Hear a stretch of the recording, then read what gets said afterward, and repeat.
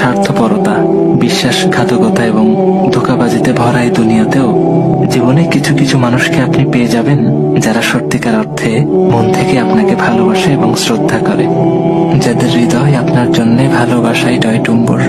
কিছু মানুষ তো থাকবেই যারা আপনাকে শুধুমাত্র আল্লাহ সুবহানাহু ওয়া তাআলার জন্যই ভালোবাসবে।